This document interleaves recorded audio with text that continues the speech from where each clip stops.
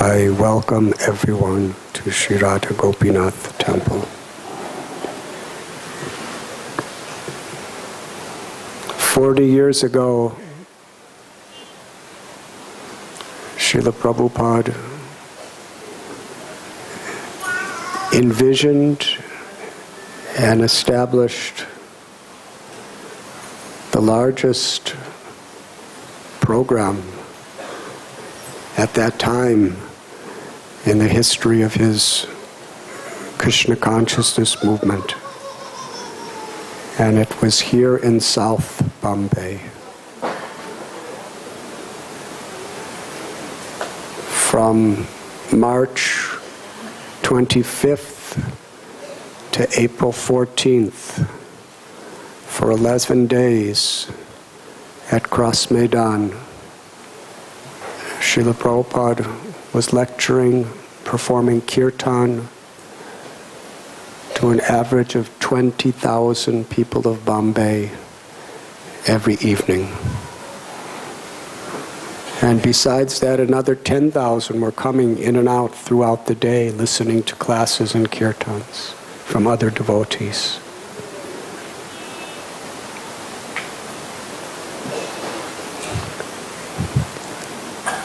The conception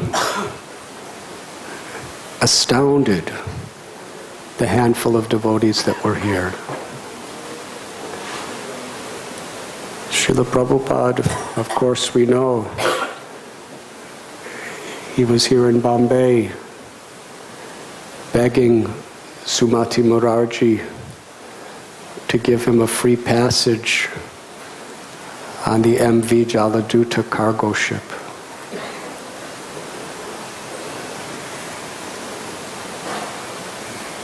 38 days on the sea. It wasn't for tourists or sightseers. The ship was exclusively made for hauling cargo. It was the only chance Prabhupada had, at the age of 69, to fulfill the order that his Gurudev gave him in 1922, when he was hardly 25 years old. Srila Prabhupada writes in his diary, when he was here in Mumbai, he was giving lectures to small groups of people. Describes how he went to the Muffat Lal house a couple times, different places. Sometimes Prem Kutir, which is not far from here. But his real purpose of coming from the Radha Damodar temple in Vrindavan to Mumbai was to somehow or other convince this Vaishnavi lady to give him a chance to go to the West, to share Lord Chaitanya's message. And he had nothing. He sat at her steps as a beggar because she refused to give him the ticket. Only because she loved the Swami so much. She refused out of love. Because she said, "You are very old, and America is very cold, and no one will listen to you there. And the voyage there and back is very difficult." She said, "You will die. If I give you this ticket, you will die. I can't do it." She was extremely charitable. But because she loved Prabhupada, she was so afraid for his health. But Srila Prabhupada sat on her steps outside her office and told her secretary, "I will not move until I get a ticket." So she gave the ticket. He arrived in New York City after heart attack, seasickness, with 40 rupees, equivalent to $8. Today I think it's about $1.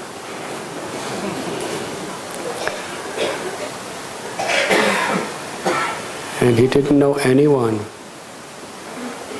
And he moved around from place to place, sometimes in Butler, Pennsylvania, sometimes the Bowery, sometimes the Lower East Side. And somehow or other, he was so determined, even when everything seemed like it was failing. He had a stroke. And nobody was really coming forward to help him at all. And in India, nobody thought it was possible. So nobody would help him from here. Even his own godbrothers.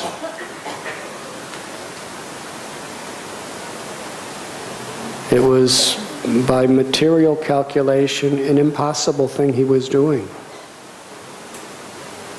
But Srila Prabhupada saw every positive opportunity as something so special. If even one person gave some attention, he considered that such a sign of infinite hope.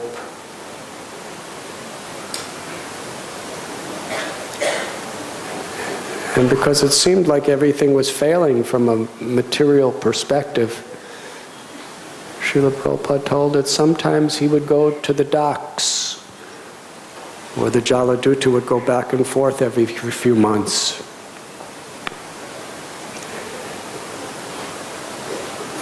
But he never got on it.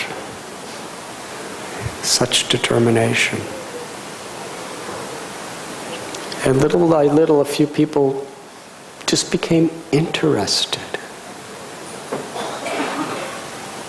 Some of them more because they felt sorry for him than they really believed in his philosophy. And in desperation, when he had no place to stay, some people came forward and rented a little storefront on the Lower East Side. And Srila Prabhupada, he called it the International Society for Krishna Consciousness. Nobody understood how it's international. There's only a few people coming in a little storefront in a very run-down area of Manhattan. Prabhupada had a vision. And then the opportunity came to go to San Francisco and to Montreal. And then he came back to India. And by that time he had devotees. There were devotees in Europe, devotees in London, Germany, many cities of America. At the end of 1970, he came back with a handful of his very devoted followers.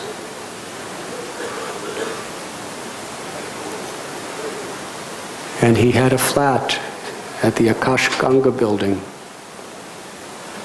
close by to here.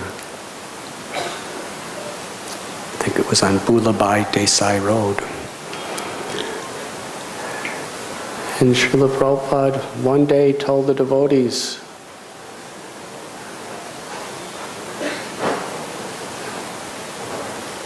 that we should have a gigantic tent called a pandal, where tens and thousands of people will come for kirtan and katha. And devotees had no money. They had hardly any supporters. And there were just a few of them who were totally inexperienced in getting anything done in India. Because in those days, getting anything done in India was totally different than getting it done in the West. A whole different culture of everything. In those days, not like the West where there's a price tag on everything. You have to battle for the cost of something. That means you have to really know what it is, what it's worth. So Srila Prabhupada said there should be grand propaganda, not propaganda, but advertisement. We should be cooking for tens and thousands every day. And he put Shamsundar Prabhu in charge of the advertisements for it. Put Tamal Krishna Goswami in charge of erecting the pandal. Giriraj Swami Maharaj, who was a brahmachari then, in charge of fundraising. And Madhudvista in charge of the stage program. Madhudvista Prabhu.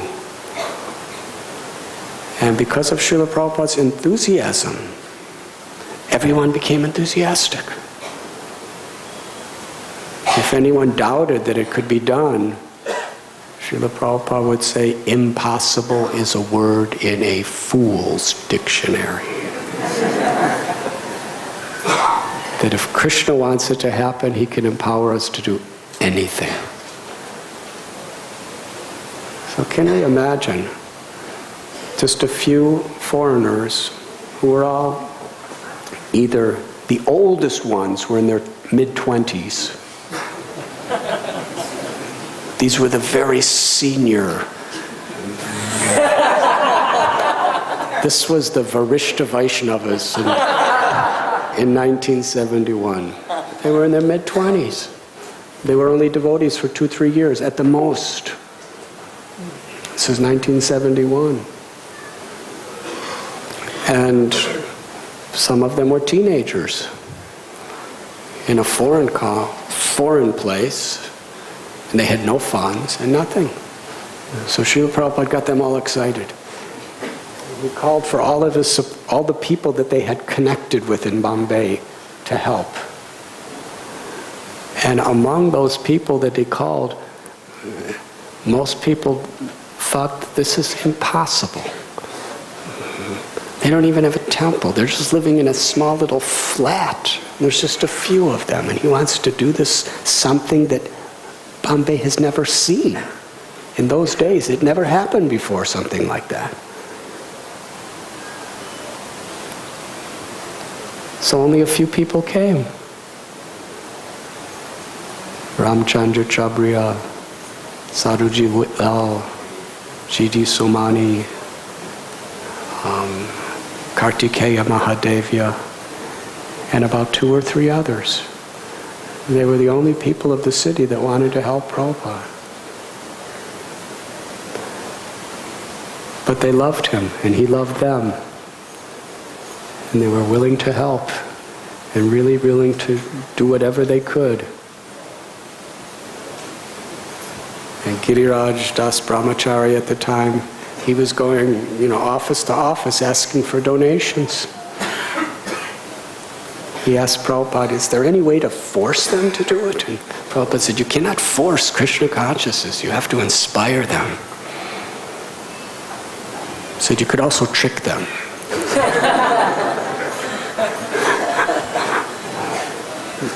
To offer from their heart.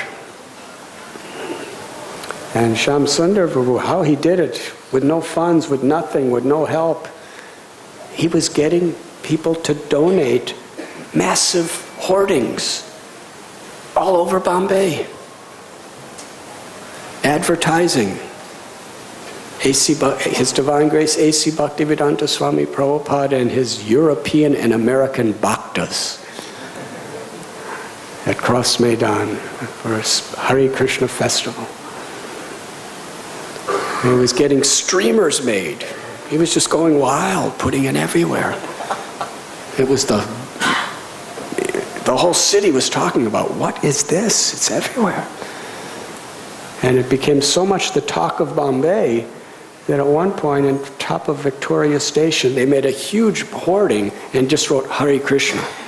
And everyone knew exactly what it meant. They should go to Cross Maidan. And he got a gigantic helium balloon with streamers basically telling people, this is where it is, come. But still, the devotees never cooked for more than a few people at a time. And Prabhupada told that they didn't hire cooks. Devotees themselves had to cook for tens and thousands at the Pandal site. They never did this before. They had to manage it, everything. They had to fund everything. And he was telling them exactly, and every night they would come back and report to him, and he was specifically organizing every detail. And devotees felt so enlivened, so empowered just by his wish. And the first day of the Pandal, the first evening when Prabhupada came on stage, there was over 20,000 people. Hari Hari. And it was like this for 11 days. Prabhupada would give a morning class in Hindi, and then there would be kirtan throughout the day and prasad distribution. Some devotees would be on the stage. Yamuna Devi would be singing. Some of the leading devotees would speak a few things between kirtans and bhajans. People were streaming in and out. Those big book tables, back to Godhead tables. They didn't have that much, but whatever they had, they were offering to the world. And I remember 40 years ago, I was living right around this area. I was taking a Burmese Buddhist meditation course somewhere near Bhuleshwar. And I remember where I was. There was just about 12 people taking this course. And I was one of them. And I was just meditating. About 15 hours a day I would just meditate. Because there were 3 group meditations a day for an hour each, and then the rest of the day you just meditate as much as you want, and I just did it all day.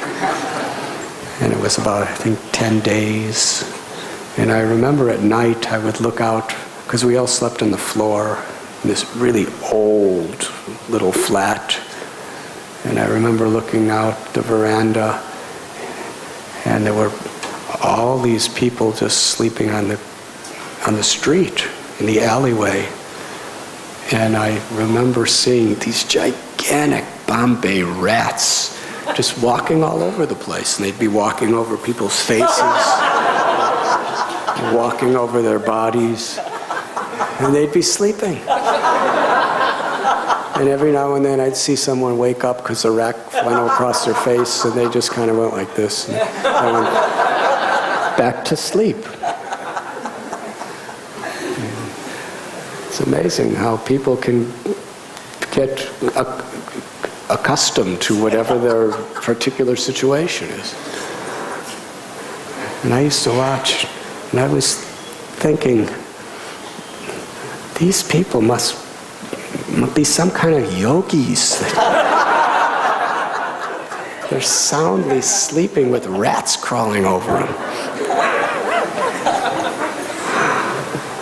So I was very impressed by the people of Bombay, according to my own realizations. And after the course, 10 days of sitting like this, I wanted to just walk. So I had no shoes, I was barefoot, and I was walking. I don't know where I was walking, but I kept walking. In crowded streets. There wasn't many cars in those days. And the cars were either ambassadors or Fiats. Yes? 2 kinds of cars. I don't remember any other kind of car. And almost everyone was black. And then all kinds of black smoke was coming out of them. But there wasn't many. It was mostly people. And I was walking for several hours. I came to a stop sign or stoplight, and I stopped with crowds of people around. And I looked up, and there was this gigantic sign that Shyam Sundar Prabhu arranged that said, Hare Krishna Festival at Cross Maidan, with A.C. Bhaktivedanta Swami Prabhupada and his American and European bhaktas. I didn't even know what a bhakta was. And I had no idea who Krishna was. So it was some kind of spiritual festival, so I asked somebody, where is Cross Maidan? They said, it's just here. So I went, and that's where I discovered for the first time who Krishna was. And I spent the day there reading Krishna book, talking to some of the devotees. And then the evening came, and streams of people were coming in. And I remember Yamuna Devi was singing on the stage a little earlier, beautiful bhajans. And I was just sitting, listening and reading and listening and reading. I had to give back, I just borrowed the book. Then the person from the book table came and took it back.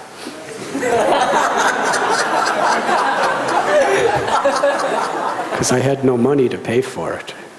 And they were not into giving free books. And it was a big book. He said, I have to take this book back. But he said, you've been reading for so many hours, would you like to do some service? I said, yes, of course. And he brought me over to a table at the other end of the tent. And there was Giriraj Maharaj. And he was in charge of a Back to Godhead table.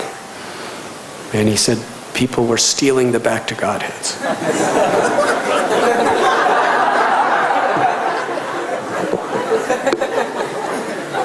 So he gave me this some sort of a little knife and told me to poke a hole in the corner of the Back to Godhead and then tie a string through it and then tie it to the table.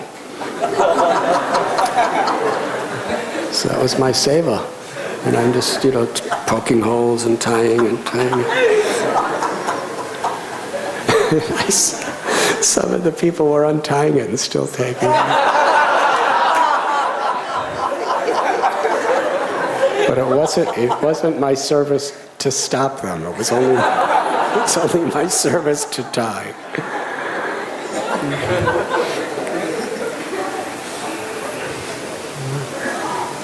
Then more and more people were coming until there was at least 20,000 people, massive crowd. And then Giriraj Maharaj said, our Guru Maharaj is speaking. Why don't you go and listen? So I went all the way to the back of this massive crowd.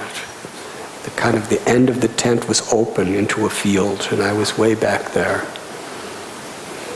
And devotees, there were maybe about 20 devotees on the stage. I was far away. But I remember my godbrother, Madhudvisa Maharaj, he was playing mridanga and devotees were dancing. And I was used to this Himalayan yogis. I was trained up by them. And they never danced.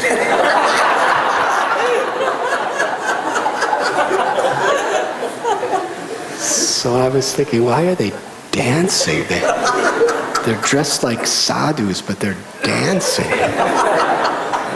But I was not judgmental, I was just confused. But I remember as I was sitting there, I was thinking, I'm never going to dance.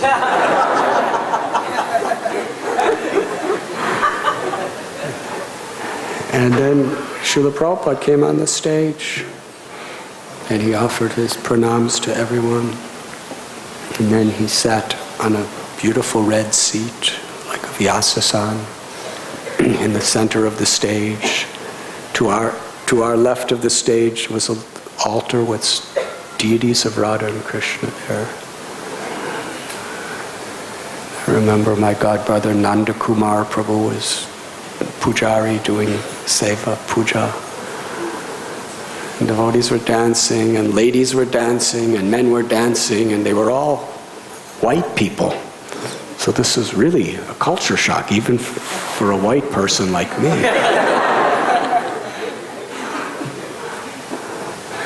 It was very special. And Prabhupada sat down, and the kirtan continued, and he was playing either a gong or kartals, I'm not sure, but the kirtan was going on. And I remember he was so effulgent, and he looked so graceful, and so humble, but I was so far I could hardly see him. And I was thinking in my heart, I wish I could get closer, because I'm so far away from seeing this great saint. But I was too shy to step in front of anybody else, and everyone was packed in by the thousands and thousands and thousands. And then I saw Prabhupada call over one devotee who was Guru Das Prabhu, and he pointed out and spoke something to him. And then Guru Das Prabhu was going like this, looking out in the crowd, going like this, asking someone to come, but nobody came. And he came down off the high stage, started walking through the crowds, and ultimately came to the very back and walked up to me and said, Prabhupada wants you to sit on the stage with him.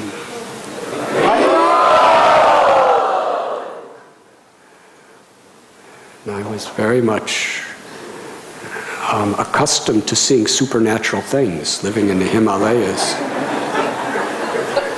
But this really shocked me. I said, how does he know me? And he didn't answer my question. He just took me grabbed my hand and pulled me. He was strong too, he pulled me. And I was like surrendered to destiny.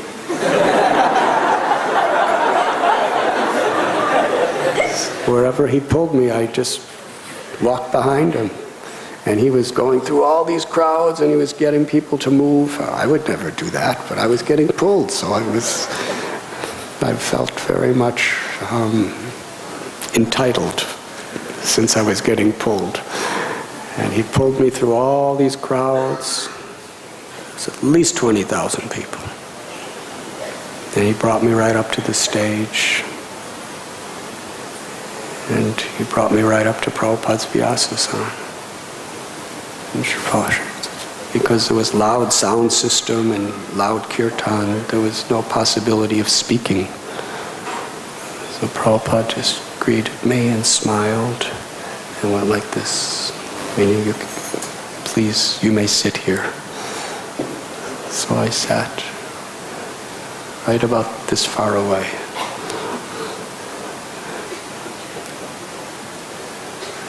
Then Srila Prabhupada led kirtan, and then he gave lecture.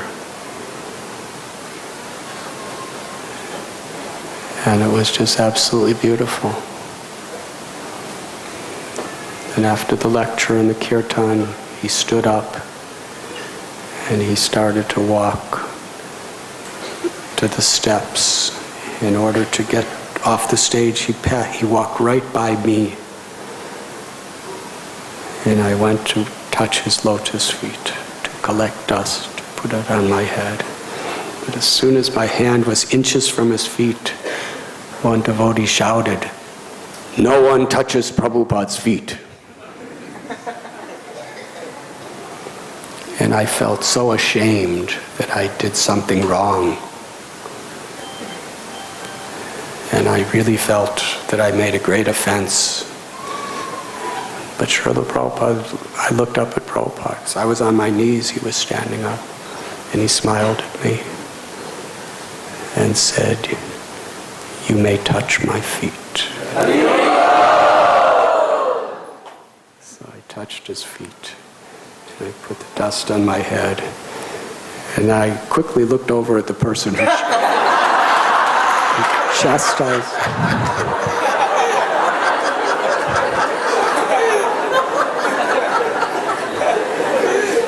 I looked at the person who chastised me really quickly, just to see if something might happen. And he just shook his head and kind of looked at another direction.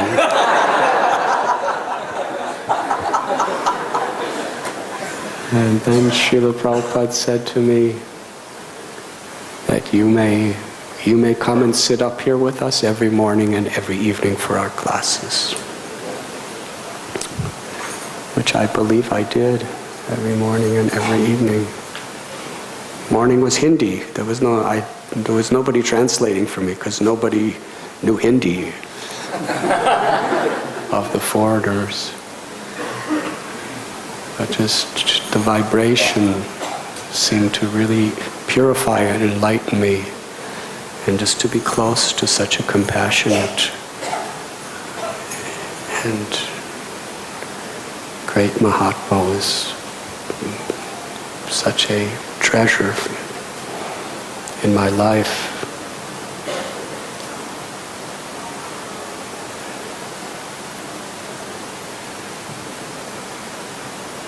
That was 40 years ago. Today, and for the next few days. It was glorious how Srila Prabhupada, there was nothing that could stop him because he had such total faith in Krishna. And he was completely fearless because of that faith. He could go to the West with nothing and establish a whole movement.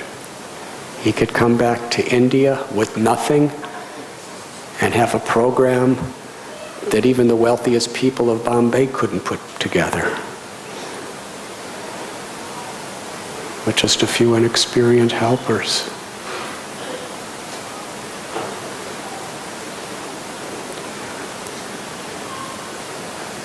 It was the power of Srila Prabhupada's love, the power of Srila Prabhupada's compassion. And that program established the Hare Krishna movement in a powerful way in India.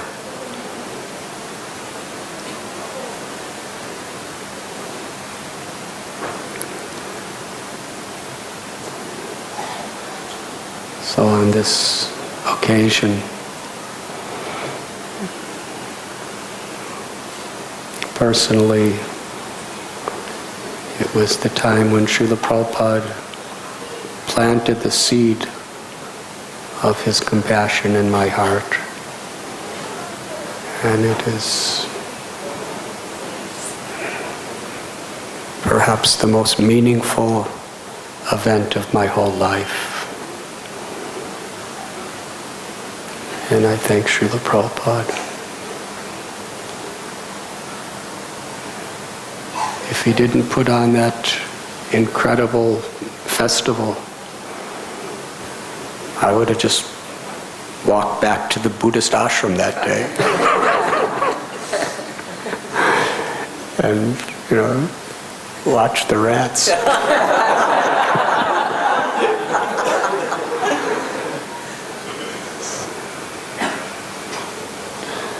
Srila Prabhupada ki jai. And it was this fearless mood of ultimate faith in the love of Radha Gopinath that Srila Prabhupada reached millions and millions of hearts. And I remember the last day of the Cross Maidan festival. Srila Prabhupada had beautiful white marble deities. There were two sets. One was Radha Ras Bihari and one was another. They were donated by the Birla family. And Srila Prabhupada had a procession from Cross Maidan with the deities to Chopati Beach. And they had a pandal set up here at Chopati. And that was the grand finale, the culmination of that, the largest festival in the history of ISKCON to that day. The grand finale was procession to Chopati. where Srila Prabhupada had the deities on a beautiful palanquin. And here, just steps away from Radha Gopinath temple, Srila Prabhupada addressed tens and thousands of people who were sitting in the sand, hearing his kirtan, hearing his lecture. Now, 40 years later, we're all together here in a beautiful temple with beautiful deities, remembering. Thank you very much. Srila Prabhupada ki. And yesterday we had a wonderful Ratha Yatra at Shivaji Park. I was told there was over a lakh of people that came. And Radhikapati Prabhu and Mahaprakash Prabhu and their whole team of devotees, I don't have a list of the names, against so many odds and obstacles, they put that together. Up until the day before, they didn't have final permission to have it. They really struggled, and even though there were so many restraints, it was a fantastic festival. I was actually planning to tell the story of Cross Maidan last night, but then I was told that first I was told I had till 10 o'clock. And I started at 7:30. Then 15 minutes later, I got a note that you have to end the kirtan and lecture by 8 o'clock. So everything I was about to say got all mixed up. But at least I could tell the story today. But those devotees who put on this program at Shivaji Park, they really were in the spirit of Srila Prabhupada and those original devotees at Cross Maidan. And I'm so proud of them, I'm so grateful. And in reciprocation to their love, surrender, and incredible devotion, I'm going to read the message that they have given.